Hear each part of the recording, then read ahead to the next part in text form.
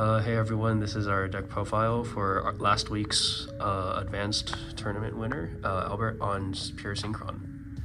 Hi, I'm Albert, and I brought a Pure Synchron list to the event, which I went for moral support, but I didn't think I'd actually win this.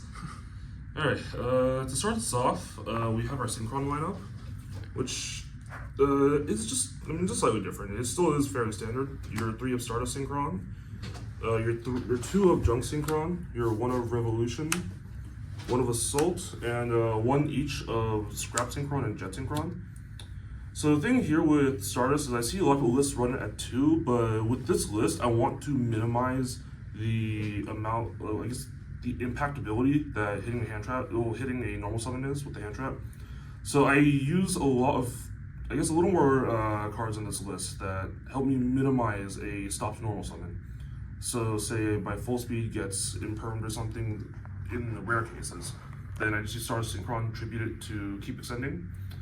It is, fairly similar. I just try to run a bit more in hand trap. Synchrons that can summon themselves post hand trap. Like the Soul can summon itself, Jet can summon itself, Rev in some cases can. So that's why I run a bit more on Stardust Synchron, and I guess these two as well have been spoken for. Jump Synchron is, the closest I can say to a Garnet for this deck. You use up your normal summon, obviously. So you don't want to run multiples, but at the same time, drawing if you run 1 of, then you just draw it, then your Fellowship is kind of just dead in your hand. So you run 2 of this in this case. And Scrap Synchron, fun enough, its destruction and protection effect has popped up almost every round I played it in. You mostly use it as hand material for your Scrap Warrior, but in the graveyard, people do tend to forget that it has an inherent destruction protection effect, which has shown up when people try to pop the Scrap Warrior. I have disappointed many people with it. Alright, that should be our Synchron lineup. So then this moves on to our Junk and Stardust lineup. So to start this off, new card, Sultanic Warrior. To put it frankly, this card's busted. So one thing I hatch up a lot is that since you use Sire Reflector at Stardust so often, there have been times where people just hand trap it immediately, which does just lead me to, if I just hard draw the Assault Sonic, I just summon it out, since the alternate summon requirement is so easy to fulfill. You just need something that mentions a Soul Mode Activate, which is Sire Reflector, or the Junk Warrior, which leads me into Full Speed Warrior, which is the other starter. Since this one can search a Synchron, and this one searches a spell that mentions Junk Warrior, so you're always threatening either a Fellowship, you're always threatening Junk Signal, or you're always threatening to add a Synchron to lead the Scrap Warrior. You have so many pivot options that the deck can generally bait out a lot of interaction very early before you even make Speeder. So, to keep this up, I do in fact run Sonic Chick.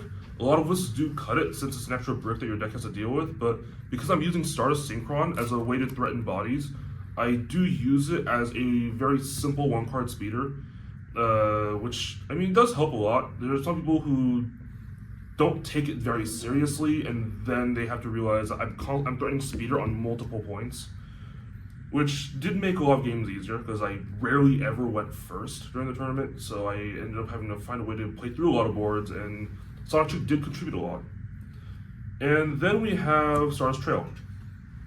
Stardust Trail was, fairly obviously, it's one of the bricks that doesn't have a very easy alternate summoning condition, since the only ones that can trigger it is usually Junk Signal or Stardust Synchron.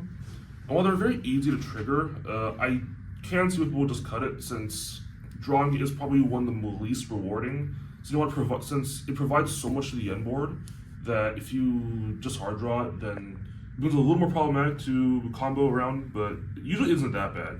It's still fairly standard to run 1 of Trail and 1 of Illumination. So this is our Stardust and Junk lineup.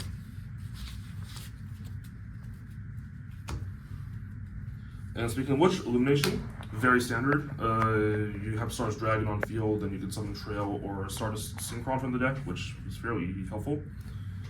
And then we have Fellowship. This is one card that I am fairly on the fence with, since There are some people who say run it at 3 if they're a little less fairly versed in the deck, and a lot of people do happen to run it at 1, since you don't really want to draw multiple of it. I guess just if you just draw multiple in Junk Synchron, you're kind of just screwed out of anything. But I run it at 2 because, well, yes, basically every card in the deck searches this out, and it's such an easy ash bait. What you usually want to usually want to have it as a spare, because from what I've noticed is that people tend to hit it in the graveyard, like with whatever they have, so they want to stop you from getting a second normal summon, which is fairly nice. But I think that's why I feel a little off of running it at 1. So I run it at 2, since if I have any other way to discard it, I will usually pitch the other one so I have some kind of security. Then we have Synchro Rumble. Fairly standard. It gives Crimson Dragon a little more utility as it provides you more extension pieces, and there's times where I even use it to threaten more bodies with Speeder. It's fairly simple. Then we have E-Telly. Fairly simple. It's a quick way to access your Side Reflector, which is very simple. I tend to just shotgun it in draw phase to handle to not just play around droll, but I have seen people play it outside of draw phase since they want to be able to droll themselves under Fua, which is pretty nice. I do understand both stances here. I just tend to avoid droll since it's a little more popular in this tournament. Now, the card that broke everything, Junk Signal. Frankly, this card's busted. I see when Konami was trying to make us play away from Speeder during the structure deck, but they released Junk Signal, which is frankly just, in shorter terms, it's just negate whatever's trying to negate Speeder.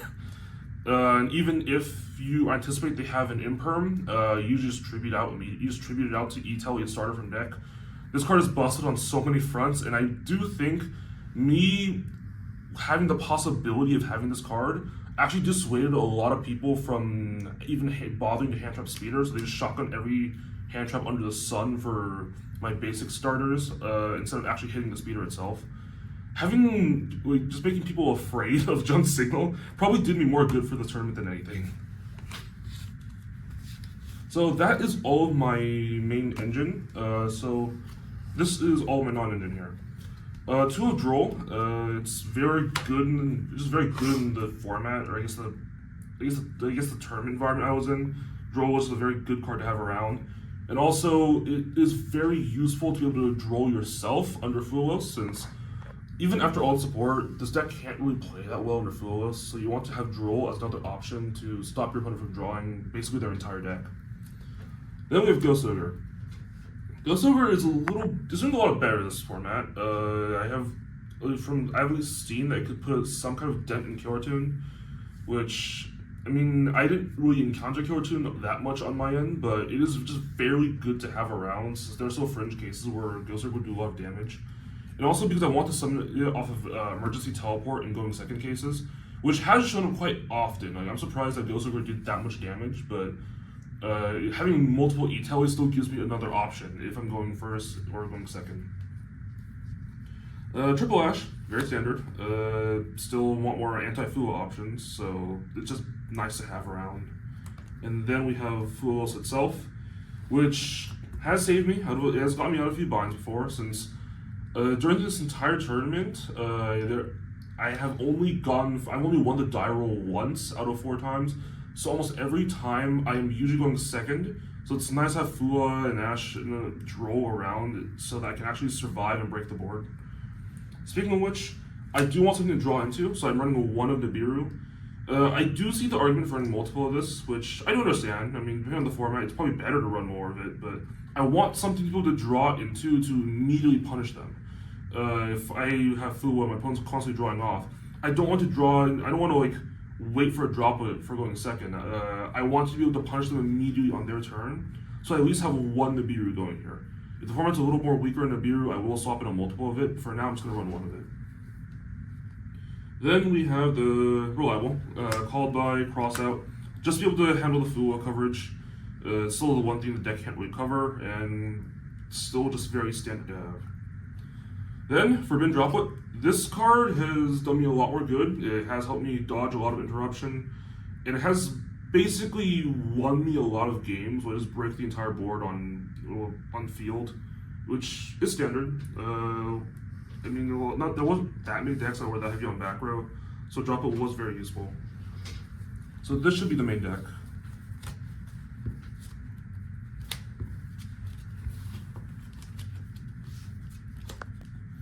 Alright, to begin the extra deck, let's just start off here. Scrap Warrior, very simple, and also probably like one of the best hand trap magnets the deck has, besides the Fellowship. Since it actually does match up play under Droll fairly well, since it adds or Foolishes. So in case I'm under Droll, I simply just Foolish the Fellowship, so I get the second normal summon regardless. And there have been people who figured out that the Fellowship needs to drop the level of a Synchron monster, so they try to punch the Scrap Warrior, and that's where I have the Scrap Synchron to cover me. This card's done me a lot of good. It's probably one of the more essential engine pieces that people haven't really bothered hitting yet. Then we have the Starham. This is a bit of a fringe case. I do understand people don't use it since it doesn't provide that much to your end board, even though Synchron already has a very strong one. This is mostly just me trying to cover myself under Droll in case people draw me fairly early and my hand's a little subpar. I do need Starham to keep climbing back into something that can excel Synchron, or in some cases, just going straight into Speeder itself. The combo line's a little different, but under some two-card combos, or maybe even like rare one cards, it has saved me like at least one game. Almost every card in my extra has come up at minimum once, Starham included. Alright, Excel Synchron, very simple. There have been cases where I need to make a generic 5 and still climb into the baseline Synchron combo. But in general, I've mostly been using it with Stardust Trail to climb into something like Trishula, or rare cases just Dissipator itself. Very standard to have. Garden Rose Maiden, and I'll just line up alongside for now. Rage Rose. These are cases I do understand people cut. It's still just climbing extension pieces after all, but I have seen Garden Rose Maiden do a lot more good when I just revive something like the Zaylin, or revive a extension piece like the Stardust, so I can keep climbing. I do understand people cut it though, but like it's nice to have at least the recursion if you don't bother using the Garden Rose Maiden at the end of your turn. If people end up breaking the board, which I don't think anyone ever did, but I do understand that there are some decks that can be very consistent. I know sometimes I have probably been outplayed, and I do use a Garden Rose as a bit of an insurance policy, which has shown up very often. I do like what this card's doing. Now, the card that everyone in the tournament feared, Junk Speeder. Yeah, this card just does everything for the deck. Soul Charge like at most 5 is just absolutely busted. This card plus Junk Signal probably instilled more fear into my opponents than anything, and that's probably what got me the win. Since they're anticipating speeders so much that they try to hit my inboard pieces, since even if they do have 2 hand traps, sometimes it just isn't enough, since a lot of what the structure deck has done for you is that they make you chain block speeder a lot easily, so Ash Blossom doesn't work anymore, and if they have Imperm, Jump Signal covers. A lot of times, I don't even have the signal, and my opponents are literally just too scared to bother hand trapping speeder, so they just hit my starter pieces instead of just hitting the speeder itself. Either way, Jump Speeders completely warp the deck, so you usually have signal there. It's probably the card that wins this entire tournament. Zaylin, fairly simple. Just negate to have around. There is a line to make Zaylin before Speeder, but people kept hitting the Zaylin line, so I just kept having to make Speeder alone, which is fine. I have Signal and I have a way to chain block it fairly easily, but Zaylin's just nice to have as an endboard piece as well. But people generally just use it to protect the Speeder, which is nice. You have Excel Synchro Stardust Dragon, very simple. Still miss the Adventure Synchron days where we used to use this to make an immune Speeder. But we don't need that anymore now. We have a lot more pivot options, but for like entering Speeder, we have a lot more options to protect Speeder. This will come up in the next format, since with Maestro lines, you do just make this and protect Speeder on its own, which is nice, but that is an issue for next format. Omega, very standard. This deck does hand rip fairly often, so it's just nice to have it around. It's just core essential for the hand ripping process. And also, there have been games where I just shuffle it back in another extension or endboard piece. Like I just put the Crimson Dragon back if they outed it. I put the Dissipator back. It's shown up like twice in this entire tournament, which It's a little more than I expected, but I mean, something I haven't prepared for. Then Stardust, very simple. You just climb in, you use the Excel to summon Stardust and Synchron into an immune monster. It's just nice to have. The deck doesn't really work that much without it, and with Meister coming up, you need a Stardust monster to reveal, so you have Stardust anyway. Then you have Trishula. A lot of lists do cut it since you don't really want to bother with the 2 non-tuner material instead of just climbing to something better like a Crystal Wing or something, but I do run Trishula since I have noticed that people are starting to prepare for my double hand rip. So I run a triple hand rip. It has jump scared a couple of people who are only preparing for the Omega. But having this, being able to climb into Dissipator, which I don't really need to explain, it's just really good extension and offensive piece. Having Trishula around is really nice to have since it works both going first and going second. Since there have been times where I just can't out a large beat stick, which is kind of rare, but it's certainly an issue. But there's times I can't out a beat stick, I can't out some kind of back row. I have Trishula around to handle that. It's just perfect going first and second, even if it is a little hard to make. Then for my Crimson Dragon targets, I did happen to pick the Dry Shin and SMSD. Fairly good. I do understand people running Majestic Star since it is a board nuke as well, but I just like having SMSD around since it can close games on its own by being able to attack 3 times. But I get it. Just the other effects of SMSD show up so much more often that I would actually run it over MSD, even though the board nuke is a little enticing. Dry Shin in general, it's just really good. I mean, it seems pretty mediocre compared to the rest of the Synchron line and board lineup, but it's still really good to basically have Lightning Storm on the go. I do understand people running Psychic End Launcher, but I think that one's gotten a little outdated now, so just running Dry Shin is really good. Crimson Dragon, already established, switches your Synchro Rumble to extend and just tags out an SMSD. You can't really go wrong with the Crimson Dragon. This should be my extra deck for now. When Meister drops fully, I will be making alterations to this, but for now, this is the list that won me. Alright, to enter the side deck, fairly standard for one part, which is obvious, 3 Retaliating Sea. I was prepared for Brandon and KT, but I never really got matched up against them. My opponents I was up against were on Malice, which does not care. I was up against Memento, which I don't think I realized how good it would have been if I had it, though I haven't fully tested it yet against it. And then I was up against this Fairy Tale, which I haven't really seen how effective it is. And I was up against Doom Z, which does not really matter much against Retaliating Sea. Retaliating Sea, though, I do think it's probably good to keep in the format because we have KT running around. But I do understand some people trying to play other non-engine. Then we have my breakers, which I'm running one of Dark Ruler, one of Lightning Storm, and then my 3 Evenwees. So this case, Dark Ruler and Lightning Storm being run out of 1 I do understand it's a little questionable. I am tweaking the side deck a little myself, but having 3 of Thrust around does help mitigate some of the cases. With Evenly Matched though, shout out to Daiki for lending me his Evenly Matched. I drew it 6 times, and people were so focused on trying to handle on trying to wipe out my board that they didn't see Evenly Matched coming. Which you may guess, people are just too afraid of Speeder to understand that I had non-engine in this deck. Since the engine has seemed a little bulkier, but we have been cutting it down as of the recent sport. This Evenly Matched, still really crazy in this format. And then we have my way of handling Fulos, which is Heavy Slump. I think if your deck can't handle Fulos, then it's just better to have Heavy Slump and Thrust on the ready.